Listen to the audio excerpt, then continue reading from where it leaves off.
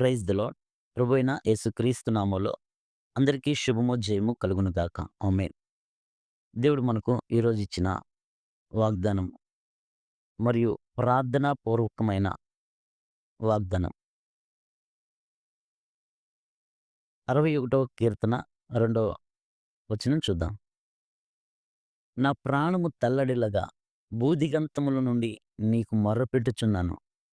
నేను ఎక్కలేనంత ఎత్తైన కొండపైకి నన్ను ఎక్కించుము. దావీదు గారు చేసే ప్రార్థన. దేవా, నేను నీకు మొరపెడుచున్నాను. నా ప్రాణము తల్లడిల్లుచున్నది. భూదిగంతముల నుండి నేను నీకు మొరపెడుచున్నాను. నేనెక్కలేనంత కొండపైకి నన్ను ఎక్కించవా అని చెప్పి ప్రార్థన చేస్తున్నారు. అయితే దేవుడు మనకి ఒక కొండగా, ఒక కోటగా ఉండే దేవుడు. కీర్తన గ్రంథము 31 అధ్యాయం 3వ వచనం చూస్తే, నా కొండ, నా కోట నీవే. కొండ అంటే ఎక్కలేనిది. కోట అంటే శత్రువు ప్రవేశించలేనిది. దేవుడు మనల్ని ఎక్కలేనంత పైకి ఎక్కించే దేవుడు. మనకు కోటగా ఉండే దేవుడు. అయితే మనకున్న పరిస్థితిని బట్టి ఎన్నో సార్లు నాకున్న పరిస్థితిని బట్టి, నాకున్న అనేక రకమైన సమస్యలను బట్టి మనకు ఆశ ఉండదు. ఒక్కొక్కసారి లోకం మీద ఆధారపడే పరిస్థితులు, ఒక్కొక్కసారి డబ్బు మీద ఆధారపడే పరిస్థితులు, ఒక్కోసారి డాక్టర్స్ మీద ఆధారపడే పరిస్థితులు. అలాంటి పరిస్థితుల్లో నుంచి దేవుడు మనల్ని బయటికి తీసుకురావడమే మనకు మించిన స్థితి. మనము ఎక్కలేనంత కొండ అంటే మనంతటి మనముగా బయటికి రాలేని సమస్యలు, మన శక్తితో జయించలేని సమస్యలు, మన జ్ఞానంతో జయించలేని సమస్యలు. ఇలాంటి సమస్యలు వచ్చినప్పుడు ఒకరి మీద ఆధారపడే పరిస్థితులు. అలాంటి పరిస్థితుల్లో నుంచి దేవుడు మనల్ని ఎక్కలేనంత ఎత్తైన కొండపైకి మనల్ని ఎక్కించాలి అంటే,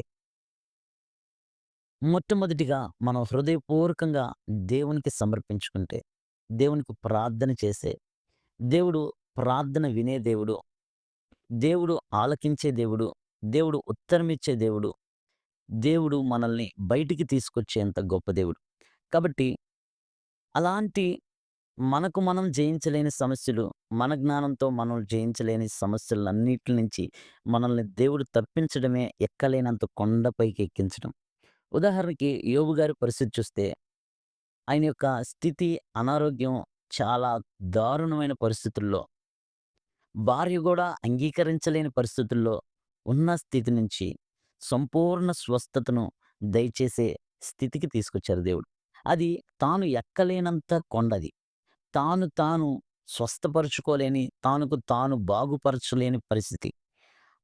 అలాంటి భూదిగంతముల నుండి నేను నీకు మొరపెడుచున్నాను అంటే, దేవుడు అలాంటి సమస్యల్లో ఉన్నప్పుడు ఎంతో దూరంగా ఉన్నాడని మనకనిపించొచ్చు.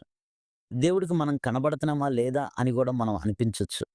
అయినప్పటికీ దేవుడు మనల్ని ఎక్కలేనంత కొండపైకి ఎక్కించే దేవుడు మన దేవుడు. వాగ్దానాన్ని ఇచ్చి నెరవేర్చే దేవుడు మన దేవుడు. హిజ్కియా గారున్నారు. మరణకరమైన రోగమొచ్చింది. తానుకు తాను జయించలేని పరిస్థితి. కానీ దేవుడు మరలా ఆయుష్షునిచ్చారు. యేసపు గారు భూదిగంతములలో ఉండిపోయాడు. గోతిలో పడిపోయారు. ఎక్కలేనంత కొండ. ఆ ఎక్కలేనంత కొండ ఏంటి అంటే, ఐగుప్తుకి ప్రధానిగా చేసాడు దేవుడు. మన శక్తితో, మన జ్ఞానంతో, మన బలంతో జయించలేని సమస్యను దేవుడు తన శక్తి చూపి, తన జ్ఞానముతో, తన బలముతో దేవుడు మనల్ని బయటికి తీసుకురావడమే ఎక్కలేనంత కొండ.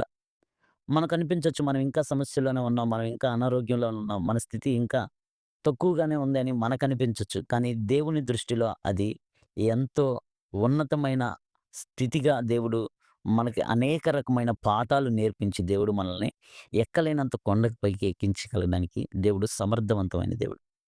మనం ఏ పరిస్థితుల్లో ఉన్నా, చెప్పుకోలేని పరిస్థితుల్లో ఉండొచ్చు.